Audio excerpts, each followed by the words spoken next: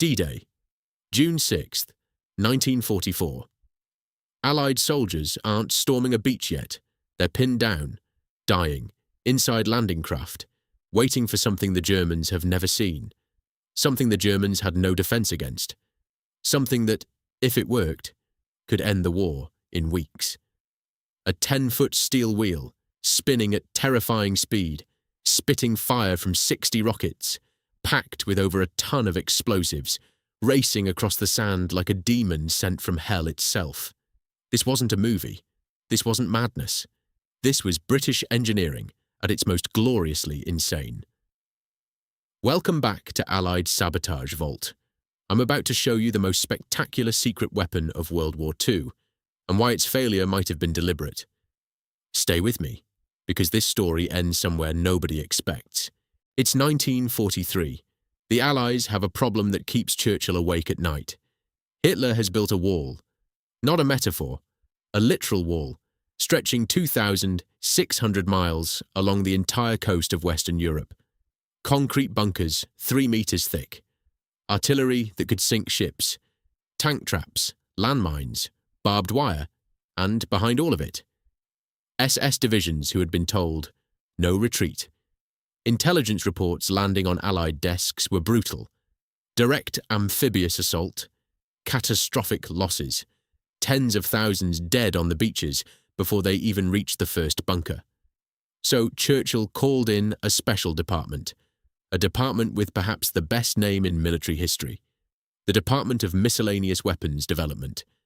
They're brief. Find something, anything, that could punch holes through reinforced concrete walls at the waterline before a single Allied boot hit the sand. Their solution? Completely insane and genuinely brilliant. Picture this, a steel wheel, 10 feet across, the width of a small room. Inside, hollow, packed tight, 1,800 pounds of high explosive, more than a naval torpedo.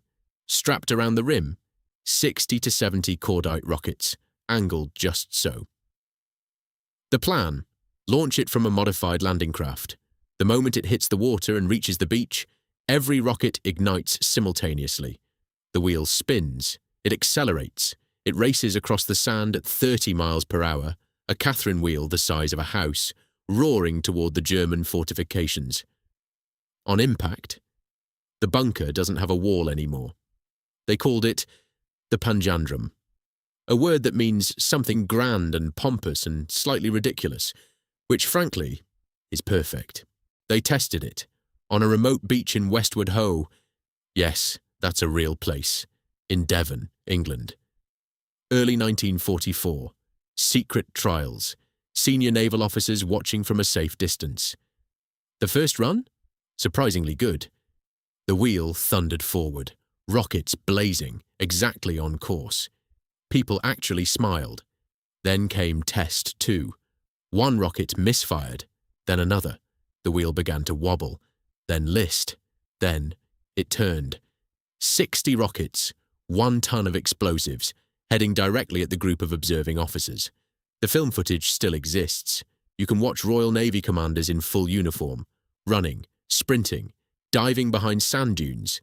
A BBC cameraman who had been invited to film the Triumph captured the whole catastrophe. The Panjandrum veered. Rockets detached and skidded across the beach like angry fireworks. The whole device finally collapsed in a heap of smoke and sparks. No one was killed. Somehow. Now here's where this story gets strange. Here's what history books don't usually tell you. The British knew the Panjandrum was unreliable. They knew it after the second test. But instead of cancelling the programme quietly, they invited the BBC camera crew back. They let more tests be filmed. They let the chaos be documented. Why? Because German intelligence was watching. Operation Fortitude.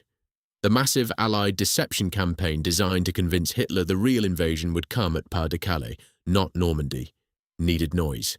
It needed the Germans to believe Allied weapons development was scattered, unreliable, confused.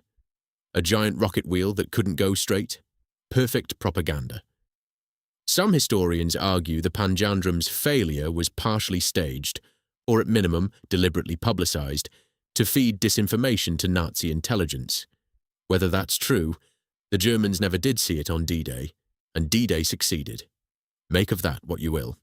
The Panjandrum is a story about something deeper than a failed weapon. It's about a generation of engineers, scientists, and soldiers who faced the most fortified coastline in human history and refused to be intimidated by it. Some of their ideas were brilliant.